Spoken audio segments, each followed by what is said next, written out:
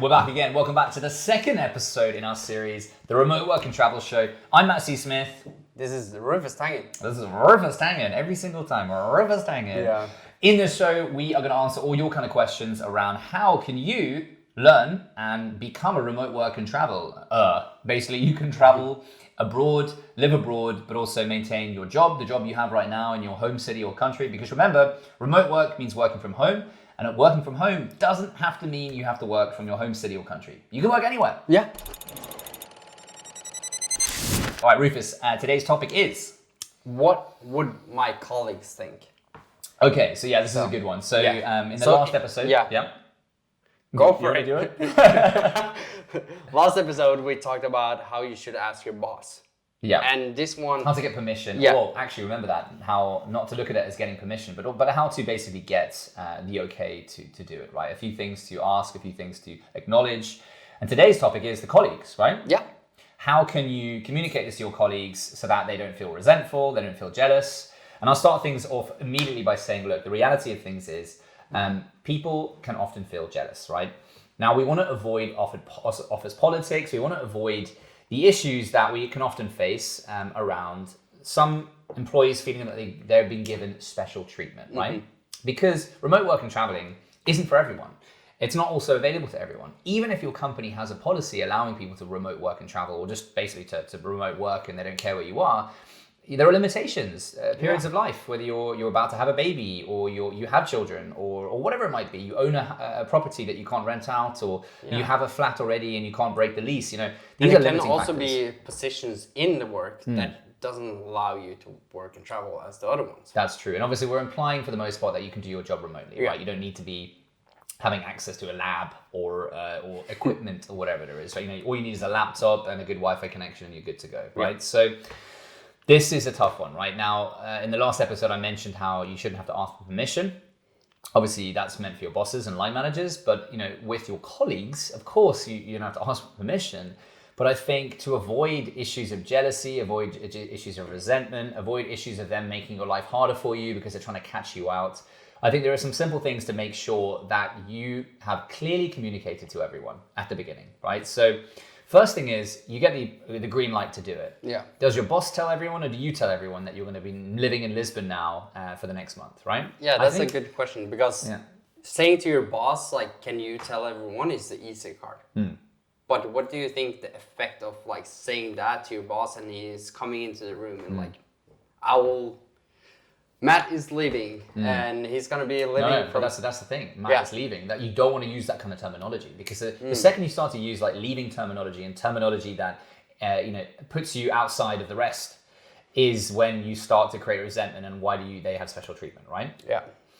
And to your point, Rufus, like, should the boss tell your team or should you? I think you should, because again, when you start to get to a position of the boss telling everyone that they're allowed to do something and that the others aren't, or not saying that they're not, but just implying by not saying that maybe they're not, you start to create a barrier between you and your team, for example. So I think it's really important that you're the one to communicate it. So, and I almost feel like that conversation should start before you get the green light to do it. To sort of say, I'm thinking about the possibility of remote working and traveling, talking about it, just see that conversation. So it's not a complete surprise to your colleagues and your team when that becomes allowed.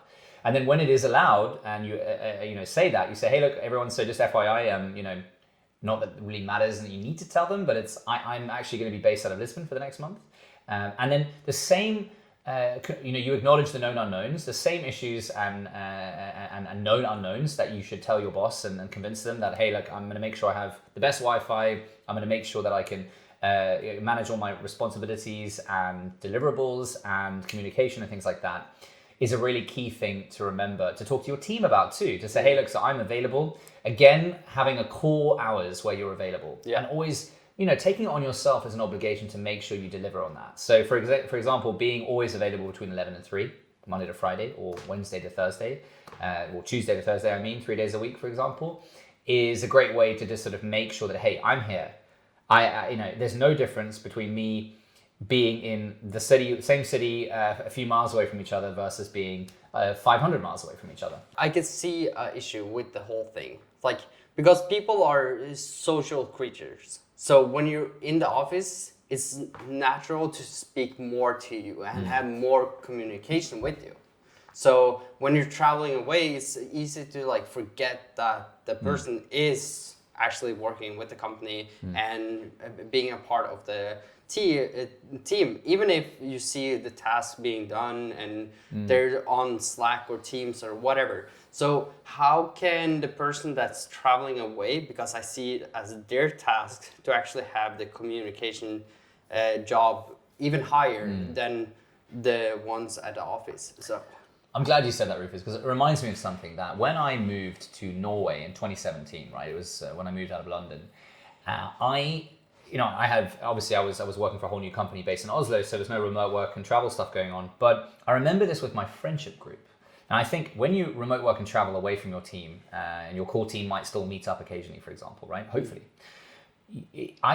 When I moved away to Oslo, I remember thinking to myself, because I'm the one who chose to move away from my friends, it's my responsibility to maintain the communication, right? Of course, it's two-way, and some friends are great, and you still talk, you text, and things like that. But I think, this is a caveat too. Hopefully, your organization is getting to a position where they're figuring out how to manage communities while remote working. So whether they set up events where they pay for a dinner once a month if people actually meet up, for example. That's a great initiative for organizations to do, to say, if a group of people meet up, we'll pay for dinner, to sort of actually get them to meet up and have an incentive to go other than just to see each other. Yeah.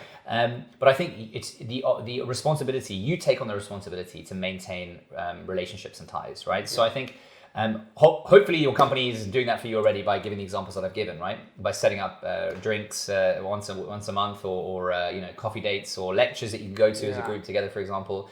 But I think you should definitely put it on your priority list to try to make time to catch up with your colleagues outside of work hours. Yeah. So that it's a social gathering. So you say, hey, look, I just want to catch up and tell you about how great things are here in Lisbon and how I'm working to make this a reality for all of us, so that, we can all do this. Because I think it's another thing to communicate to your team that, hey, we are all allowed to do this. And I am going to actually identify what works and what doesn't. So actually you're working for them. So, it's almost like, hey, team, I'm going to go out there as the first person to try and make this work. And I need your support. So actually your team is incentivized to make it work.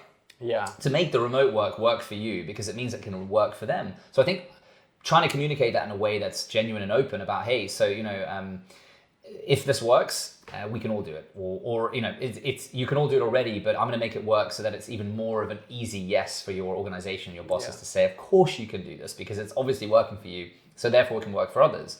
So I think hopefully your colleagues get it into their mindset that if they make this work for you, it's more likely to work for everyone. Because again, there's no special treatment here. Of course, everyone has different scenarios and may or may not allow them to do things, kids in schools or whatever it is. But in general, this supporting one another as a team should be mutually beneficial. Yeah. And therefore, you have an obligation to make sure you maintain your ties, and you set up calls and chats with your colleagues to maintain, to tell them what you're up to and how it's working and where it's going. Now, there's also one thing there about bragging and kind of posting too many beautiful shots on Facebook and Instagram or whatever it is, right? So be a bit strategic about what you're positioning, because there's one thing to be still operating well from a professional setting. There's another thing, people get a bit jealous. It's true, if they haven't been traveling or working for a long time and they see you living the dream.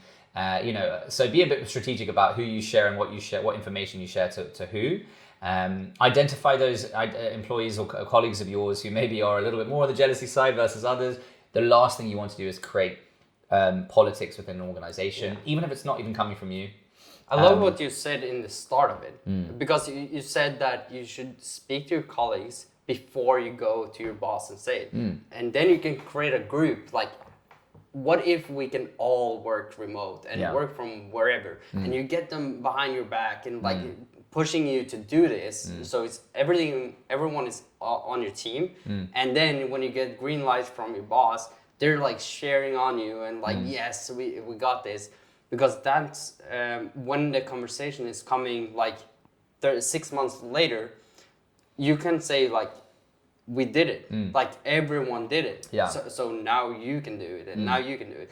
But if you just have your boss come in and say, Matt is leaving, and or Matt is gonna work remote from Lisbon, and they only see like beaches, and they have no background information on it. But if you take them through the whole process, as the boss doesn't know about, then you're like building up and letting in on the journey with you. So that's really great. So let us know what you think, if there's some things we've missed or things we can add, because again, this is a conversation for all of us to just learn together. And based on our experiences, sharing with you, but also your experiences sharing with everyone else. So think about that community perspective. Please let us know in the comments if you have a great suggestion, or also if you have something that hasn't worked and why it didn't work. I think we need to analyze both what does and what doesn't work, and try to identify and understand what is the best methods for teams to support one another and champion one another, because ultimately a team, it's a basic group of people working towards a common goal. So we need to be on the same page, and everyone has to feel like an equal, and no one should feel like giving special priorities to remote work and travel and things like that. That's pure. What do you say? What do you say? Yeah, what do I say? Pure poison for the culture in the company. Exactly. And you want to create a culture where people want to work for each other and work together, regardless of where they are. And it shouldn't become a thing of who is allowed to go and where and what they're doing, like because someone lives in California versus someone lives in New York, the jealousy around that shouldn't ever become an issue in the companies. So I hope this episode was valuable to you. Let us know if you have any comments, any questions. And watch out for the next episode coming out every single week. Thank you for watching the Remote Work and Travel Show. I'm Matt C. Smith. Rufus Tangen. See you in the next episode. Ciao. Bye.